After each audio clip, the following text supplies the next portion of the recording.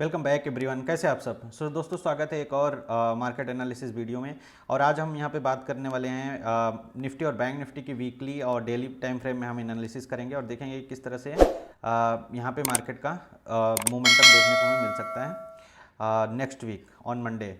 ठीक है, तो यहाँ पे वीकली टाइम फ्रेम लगा हुआ है। वीकली टाइम फ्रेम में अगर आप देखोगे यहाँ पे, तो वीकली टाइम फ्रेम में बहुत ही यहाँ पे एक बुलिश पैटर्न हमें देखने को मिला है। ये जो कैंडल बना है ये बुलिश साइन शो करता है। बट अभी का जो मार्केट है, ठीक है, इससे पहले ये जो मार्केट मोमेंटम अभी किया है लास्ट काफ़ी 1 2 3 4 5 6 वीक का जो ये मोमेंटम है, ये सेलिंग के साइड का मोमेंटम रहा है। बट बहुत ही एग्रेसिव सेलिंग हुई नहीं यहाँ पे धीरे धीरे मोमेंटम नीचे की तरफ शिफ्ट होता हुआ दिख रहा है। और आज का अगर मैं आपको न्यूज़ बताऊं, आज हिंडनबर्ग का एक न्यूज़ आया है, एक ट्वीट आया है। बेसिकली हिंडनबर्ग ने ट्वीट किया है कि something coming big in India. तो उसके बेस पे ये अज्यूम किया जा रहा है मार्केट में कि हो सकता है एक हमें और फॉल देखने को मिले।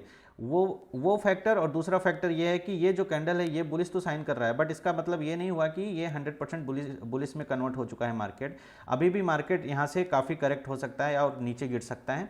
चलिए हम इसको 1 मिनट डेली टाइम फ्रेम में एक बार चेक करते हैं, डेली टाइम फ्रेम में किस तरह से यहाँ पे दिख रहा है। अगर डेली टाइम फ्रेम में आप देखोगे तो डेली टाइम फ्रेम में यहाँ पे काफ़ी अच्छा सेलिंग होती है और सेलिंग के बाद यहाँ पे एक बेस बनाता है मार्केट। बेस बनाने के बाद यहाँ से एक जो ये कैंडल बनती है और ये कैंडल जो बनती है, ये डोजी टाइप की कैंडल बनती है। इसका मतलब ये है कि मार्केट यहाँ पे डिसाइड नहीं कर पा रहा है कि किस तरह से मोमेंटम आगे होगा। ठीक है, तो यहाँ से हमें एक और सेलिंग देखने को मिल सकता है। अगर मार्केट इसके नीचे आना फिर से स्टार्ट कर देता है, इस कैंडल के नीचे फिर से स्टार्ट कर देता है आना, तो हमें एक यहाँ पे रीटेस्ट हमें देखने को मिल सकता है, जो कि है 49,800 के आसपास, या उससे नीचे भी थोड़ा बहुत आ सकता है। लेकिन मार्केट अगर जो हिंडनबर्ग का रिपोर्ट है ये बहुत ज़्यादा पैनिक क्रिएट नहीं करता है मार्केट में, तो यहाँ से हमें एक बाउंस भी देखने को मिल सकता है। अगर इसके ऊपर निकलता है मतलब 50,700 के ऊपर अगर निकलता है, तो ये जो गैप है ये मार्केट फिल करने के लिए जा सकता है, जो कि है 51,170 या फिर 51,200 के आसपास का।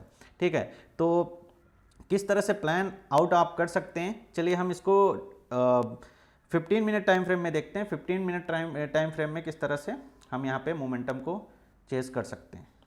तो अगर 15 मिनट में हम यहाँ पे देखोगे, 15 मिनट में अगर आप देखोगे कि मार्केट ने इस दिन के बाद से यहाँ पे गैप डाउन ओपन हुआ। गैप डाउन होने के बाद काफ़ी अच्छी हमें सेलिंग देखने को मिली और लास्ट में थोड़ा हमें रिकवरी देखने को मिली। अगले दिन मार्केट फिर गैप अप ओपन होता है, वहाँ से हमें एक शार्प फॉल देखने को मिलता है। अगले दिन फिर से मार्केट गैप अप ओपन होता है, शार्प फॉल देखने को मिलता है और उसके बाद मार्केट थोड़ा बेस बनाता है।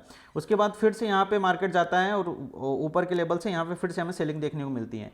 और जो लास्ट फ्राइडे था, कल के दिन अगर मार्केट देखोगे, मार्केट गैप अप ओपन हुआ, वहाँ से फिर से एक फॉल आता है। फॉल होने के बाद मार्केट साइडवेज चला जाता है। तो इसका मतलब यह है कि मार्केट ऊपर के लेवल पे ओपन तो हो रहा है, मार्केट गैप अप ओपन हो रहा है, बट वहाँ पे सस्टेन नहीं हो रहा है। और दूसरा ये लेवल है कि मार्केट का बहुत अच्छा यहाँ पे एक सपोर्ट क्रिएट हो चुका है यहाँ पे, जो कि 49,700 या 80,000 के आसपास का सपोर्ट यहाँ बहुत अच्छा क्रिएट हो गया है। तो और दूसरी चीज़ ये है कि जो लास्ट इसका ट्रेडिंग डेज है, और अपर लेवल पे अगर आप देखोगे, अपर लेवल पे ये बहुत ही अच्छा यहाँ पे स्ट्रॉन्ग रेजिस्टेंस बन चुका है। तो मार्केट कहीं ना कहीं इसी लेवल के आसपास ये घूम रहा है। लेकिन जो लास्ट ट्रेडिंग सेशन था उसका अगर आप देखोगे, यहाँ पे पैटर्न बना हुआ है, एक यहाँ पे रेंज बना दिया है मार्केट। तो सबसे अच्छा हमें ट्रेड कब मिल सकता है उस पर हम फोकस करेंगे। अगर आप यहाँ पे देखोगे तो मार्केट मान लो कल के दिन मंडे के दिन मार्केट अगर इस लेवल के नीचे निकलता है, यानी कि 50,400 के नीचे अगर निकलता है, तो हम फिर से अपना प्लान कर सकते हैं। इस लेवल के आसपास का हमें हमारी प्लानिंग होनी चाहिए। यहाँ पे इस लेवल के आसपास का हम स्टॉप लॉस लगाएंगे और यहाँ पे हमारा अच्छा खासा यहाँ पे ट्रेड इनिशिएट कर सकते हैं डाउन के साइड, सेलिंग के साइड पे। ठीक है, लेकिन मार्केट यहाँ पे थोड़ा बहुत गैप अप ओपन होता है, थोड़ा कुछ देर यहाँ पे सस्टेन होता है, सस्टेन होकर ऊपर निकलता है, तो हमारा जो टारगेट हो जाएगा, ये जो ऊपर के लेवल पे ये गैप दिख रहा है, ये हम यहाँ तक का हमारा टारगेट हो जाएगा, यानी कि 51,100 के 200 के आसपास का हमारे यहाँ पे टारगेट हो जाएगा। स्टॉप लॉस हम अपना इस लेवल के आसपास रखेंगे, 100-200 का स्टॉप लॉस होगा, इससे ज़्यादा का स्टॉप लॉस हमें देने की जरूरत नहीं है। लेकिन इन केस अगर मार्केट जिस हिसाब से न्यूज़ चल रहा है, अगर मार्केट गैप डाउन ओपन होता है, इस लेवल के आसपास कहीं मार्केट ओपन होता है, तो हमें यहाँ पे प्राइस एक्शन देखना पड़ेगा कि मार्केट वहाँ से रिकवरी करता है या फिर वहाँ से डाउन साइड जाता है। अगर डाउन साइड जाएगा तो हमारा जो टारगेट होगा ये हमारा फाइनल टारगेट हो जाएगा। और यहाँ पे हमें देखना होगा कि उस दिन कहाँ पे क्लोजिंग होती है, यानी कि मंडे के दिन मान लो मार्केट गैप डाउन ओपन होता है और गैप डाउन होने के बाद क्लोजिंग कहीं इसके आसपास देता है, तो चांसेस आर वेरी हाई कि आने वाले टाइम में इसको ब्रेक करके और नीचे हमें फॉल देखने को मिल सकता है। बैंक निफ्टी में। ठीक है, चलिए निफ्टी की बात करते हैं। निफ्टी में क्या कुछ हो सकता है, तो निफ्टी का हम यहाँ पे वीकली टाइम फ्रेम में देखेंगे। वीकली टाइम फ्रेम में निफ्टी में बहुत अच्छा बुलिश कैंडल यहाँ पे बना हुआ है, लेकिन वही चीज़ है कि अगर निफ्टी बैंक निफ्टी फॉल करेगा तो निफ्टी में भी फॉल आएगा।